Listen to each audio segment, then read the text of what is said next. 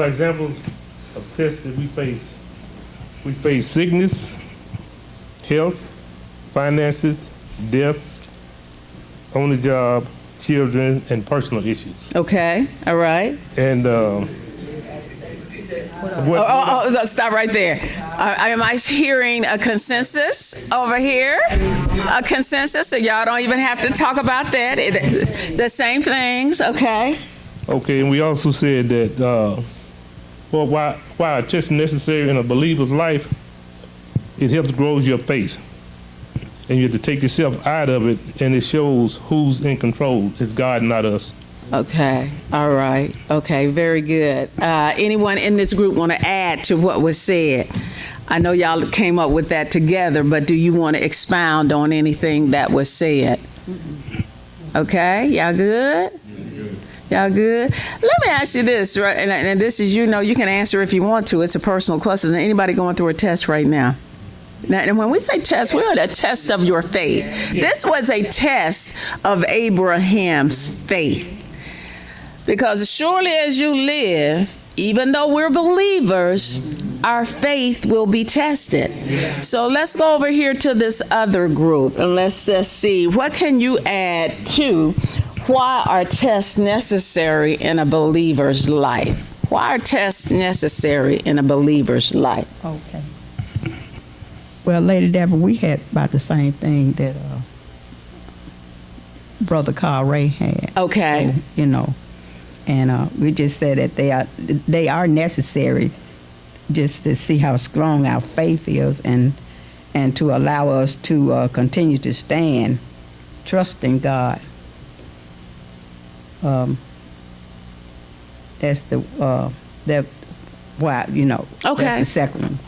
Okay. Why our test necessary. Okay. Does anyone in this group want to expound on anything that y'all came up with? Okay, Sister Tara's behind you, Sister Leela with her hand up. Okay.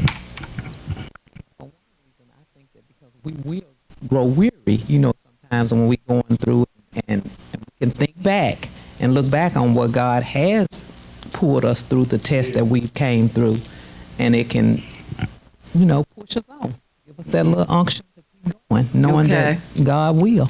Yeah. And it's something about tests that sometimes it seems like, oh, my bad. Okay, Brother Barney. Well, it's like me. I think about my wife all the time. I sat before the other night, and my wife, she told me to come to bed. I need to let her go, but you can't let her go. But it's hard for me to let her go, though, sometimes. So that's a test for you? Yes, ma'am. Okay. Trying to let her go. It's something you need to move past. Let her move on, yes, ma'am. Absolutely. She called me so good the other night, Barney, come to bed. And I said, you don't come. Okay. I said, okay. Well, Barney, somebody's gonna have to talk to you about that. Look, somebody's gonna have to help you with that. Somebody's gonna have to give you a real dose of truth about that. I can't do it from the pulpit this morning, but somebody need to give you a real dose of truth that will help you, my brother. And so the thing about tests, though, it would seem like many times, Miss Ara, that they would beat you down. Yeah. They don't come to kill you, though. Yeah. That's the thing about God. They don't come to kill you. They come to help you. All right, Brother Carl. A lot of times when you're going through something, it's easy to say you believe and trust in God, but sometimes we faint. Because like I said, a lot of times I know myself, I find myself going through things, and I know God got me, but it's like that microwave. I want it right now, but I'd had the patience. Yeah. And that God worked in His own time. Yeah. And we have to look at, go to the next slide for me, please, Brother Curtis, that not every difficult experience in life is necessarily a personal test from God. Mm-hmm. Not everything.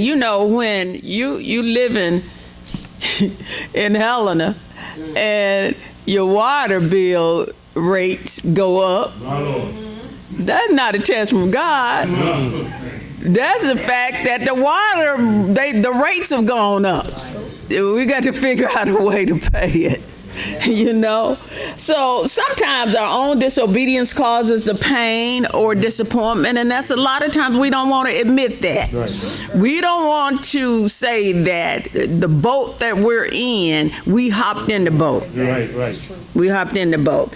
And so, you know, that's what happened when Abraham went to Egypt. God didn't tell him to go down to Egypt when he went to Gerar, and then Gerar, and he had that encounter with Abimelech and lied about Sarah being his wife. You know, God didn't tell him to do that. Mm-hmm. You brought that on your own self. So many times our hurts are simply a part of normal human life. Mm-hmm. And everybody in here, we're growing older. And as we grow older, our friends and our loved ones, either they relocate or they even die. Yeah. And life just changes around us. Life is just changing, I tell you, swift transitions. Yeah. Time. It's just filled with swift transitions. And we have to be able to make those adjustments. As we go through life, you know, what would happen? You know, many things that, I don't remember when we first moved here. Y'all, that was the most depressing time of my life. I didn't come from anywhere, but, you know, I lived in Marianna, left Marianna, went to school, left school, came home to Marianna, worked for a few months, and left there and went to Little Rock. That's as far as I've ever lived in this little area. So when we left Little Rock and came back to Helena, y'all, I was depressed for a long time. And when I say depressed, literally depressed. And so, you know, when you get older, it's harder for you to make friends. But the few friends that I did make, one of them moved away and I got all depressed again. Well, you know, things happen like that.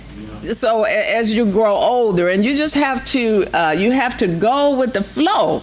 If you don't go with the flow, then you just get left behind. So some things are just not a test. They're things that happen with life. There are things that happen with life. But these things, when we look at all believers, if you go to the next slide for me, all believers face similar temptations to sin, but not all believers experience the same trials of faith.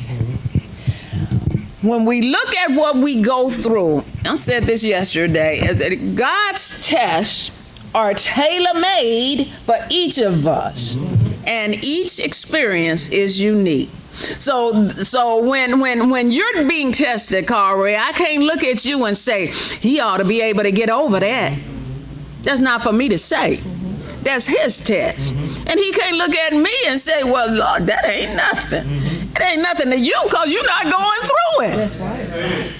But it's a test for me, and so they're tailor-made for me. And so God never sends a test until he knows you're ready for it. Just think about Abraham in today's text. Let's go back to, and thank y'all for that, let's go back to chapter 22. And he said, take now thy son. I'm in verse 2. Thine only son, Isaac, whom thou lovest, and get thee into the land of Moriah, and offer him there for a burnt offering upon one of the mountains which I will tell thee of. And Abraham rose up early in the morning. We don't see an exchange between Abraham and God this time. Do you remember when Abraham had that exchange with God when he was getting ready to go down and destroy Sodom and Gomorrah? And Abraham began to mediate. No, we don't see that now. We see Abraham has gone through some things. So you see his faith has been built by the former tests that he has gone through. So now he's able to take God at his words. The tests that come for us, as Sister Tara has said, the tests that come for us, they come to build us up, not tear us down. And if they build us up by showing us that God brought you through, now he brought you through on shaky legs, but he brought you through. When you came through, you were much better because of the test that you had gone through. And now you're able to look back and say, look where he brought me from. Look where he brought me from. And you're able to say, if it had not been for the Lord who was on my side, you come through your test giving glory to God.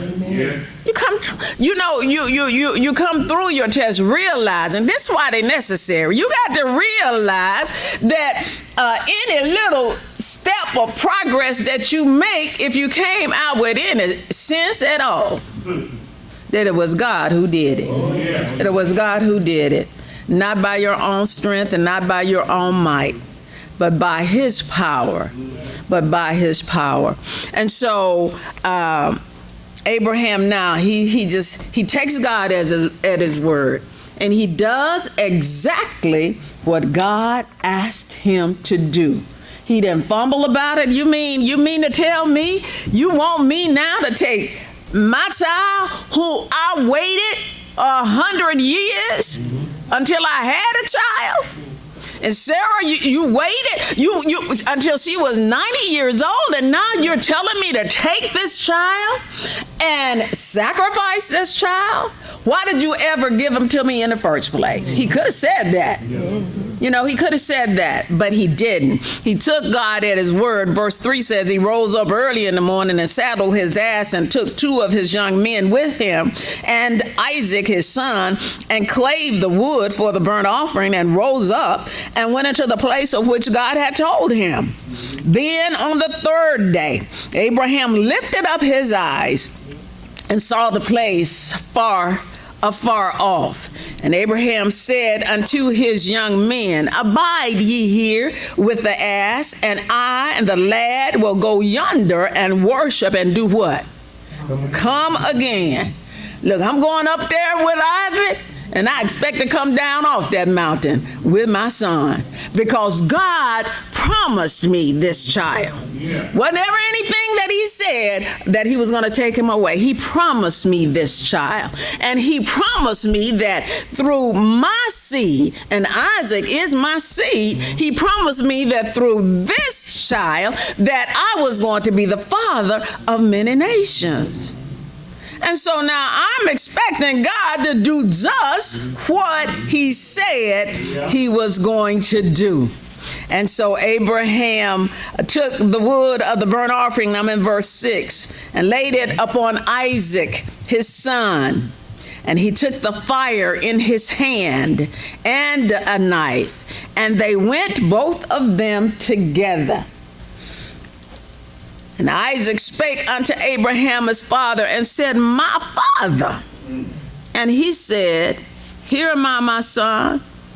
And he said, Isaac, behold the fire and the wood, but where is the lamb for a burnt offering? And Abraham said, my son, God will provide himself a lamb for a burnt offering. So they went both of them together. And y'all, that's what we have to keep telling ourselves. God will. God will. Whatever the situation, God will. We have to give God the preeminent position in our life and stop making him, as we said so often, stop making him the co-pilot. Stop saying, stop turning around after we have gotten into it, and stop turning around and saying, then, Lord, will you help me now? When you've been trying to do it all on your own, leaning to your own intelligence as opposed to leaning to God. The Bible says what? Lean not to your own understanding, but in all thy ways acknowledge him, and he will direct your path. And so we're not smart enough. We're not intelligent enough to figure it out. But God has already figured it out, and all we have to do is just walk in alignment to what he has already said. And so he said God himself will provide. And they came to the place which God had told him of. And Abraham built an altar there and laid the wood in order. I'm still, still looking at Abraham, how he's going on, because God's told me to do this. I'm just being obedient to what God said, because God said it. And he bound Isaac and laid him on the altar upon the wood. And Abraham stretched forth his hand and took the knife to slay his son. And the angel of the Lord called unto him out of heaven and said, Abraham, Abraham. And he said, Here am I. And he said, Lay not thine hand upon the lad, neither do thou anything unto him. For now I know that thou fearest God, seeing that thou hast not withheld thy son, thine only son, from me. And Abraham lifted up his eyes and looked, and behold, behind him a ram caught in a thicket by his horns. And Abraham went and took the ram and offered him up for a burnt offering in the stead of his son. Abraham's words came true, didn't it? God provided. God himself provided. Yeah. Not your son Isaac, but God himself provided an offering. So Isaac must have been familiar with offerings, because he's looking around asking his father, look, I see you got everything here for an offering. You got the wood and you got you built an altar, but hold on now. Where's the lamb? Where is the offering? I tell you what,